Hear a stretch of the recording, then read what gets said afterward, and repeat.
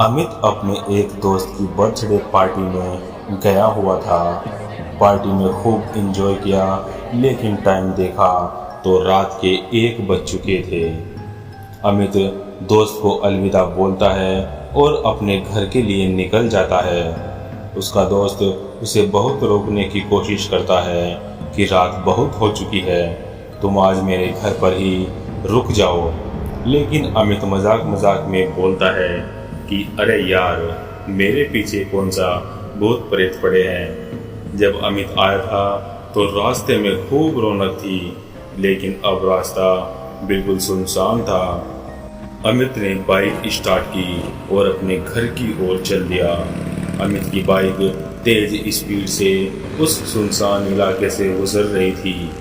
कुछ दूरी पार करके अब वो एक तिराहे पर खड़ा था, जहां से उसके गांव की ओर 2 रास्ते निकलते थे।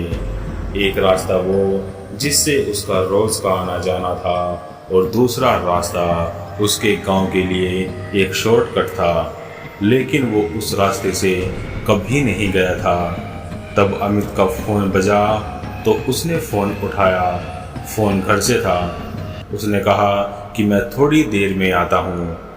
अपनी बाइक फिर उसने उस शॉर्टकट रास्ते पर मोड़ दी और रास्ता और भी ज़्यादा डरावना लग रहा था। थोड़ी दूर जाने के बाद अमित एक कब्रिस्तान से गुजर रहा था। उसे रोड की साइड पर एक लाल साड़ी में एक औरत दिखाई दी, जो उससे लिफ्ट मांग रही थी। अमित ने बाइक रोकी और पूछा, आप इतने सुनसान इलाके में क्या कर रही हो? तो उस औरत ने कहा कि मुझे अगले गांव तक जाना है, आप मुझे वहां तक छोड़ दीजिए। अमित ने ज़्यादा कुछ सोचा नहीं और उसे अपनी बाइक पर बैठा लिया। उसके बाइक पर बैठते ही अमित को बहुत ठंडक का एहसास हुआ और बाइक बहुत भारी हो गई। वो रेस तो दे रहा था, लेकिन बाइक की स्पीड बढ़ नहीं रही थी। फिर उस औरत के हाथ अमित के कंधे पर आए। अमित को बहुत अजीब सा लग रहा था। उसने झल्लाते हुए कहा, क्या कर रही है आप? हाथ हटाइए, मुझे दर्द हो रहा है। तब उस औरत ने अजीब सी आवाज में कहा, दर्द अभी कहाँ, ये तो अभी शुरुआत है। उसने डरते हुए पीछे देखा तो अब वहां पर कोई नहीं था। उसने चारों ओर देखा, लेकिन वो औरत अब वहां पर नहीं थी। वो चुपचाप अपने घर की ओर चल दिया। घर जाकर उसने डोरबेल बजाई और बिना किसी से बात किए अपने रूम में जाकर रूम अंदर से बंद कर लिया। अगले दिन वो दोपहर तक सोता रहा।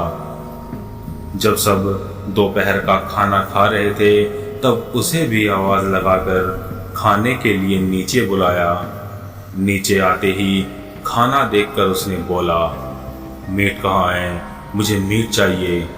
ये सुनकर अमित के पापा गुस्से में चिल्लाते हुए बोले, तुम्हारा दिमाग खराब हो गया है? रात का नशा अभी तक उतरा नहीं?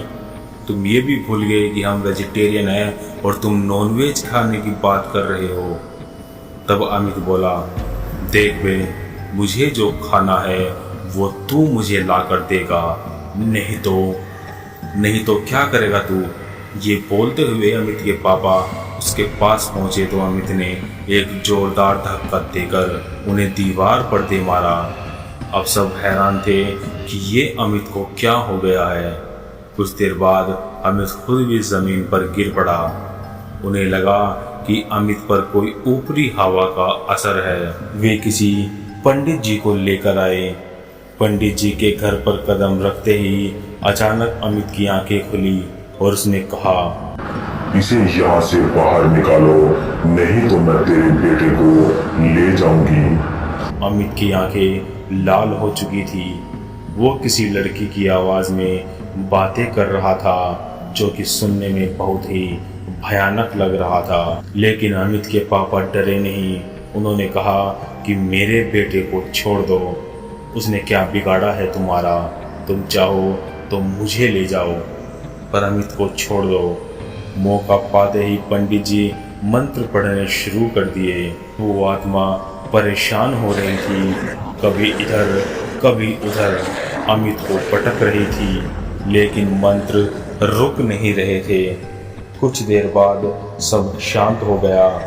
अमित को होश नहीं था। पंडित जी ने कहा कि अब ये बिल्कुल ठीक है, वो चुड़ैल अब कभी भी इसे परेशान नहीं करेगी। उनके घर के बाहर काफी लोगों की भीड़ जमा हो चुकी थी। हर किसी को उस चुड़ैल के बारे में पता लग चुका था। अब तो दिन में भी उस रास्ते से कोई नहीं जाता, लेकिन आज भी वो चुड़ैल लाल साड़ी पहने उसी रास्ते पर खड़ी है और इंतजार में है कि कोई तो उसे लिफ्ट देगा। आज की हमारी ये वीडियो यहीं तक। अगर आपको हमारी ये वीडियो अच्छी लगी तो लाइक करें, शेयर करें और जाते जाते हमारे चैनल को सब्सक्राइब करें। मिलते हैं नेक्स्ट वीडियो में, तब तक के लिए बाय एंड बी हॉन्टिंग।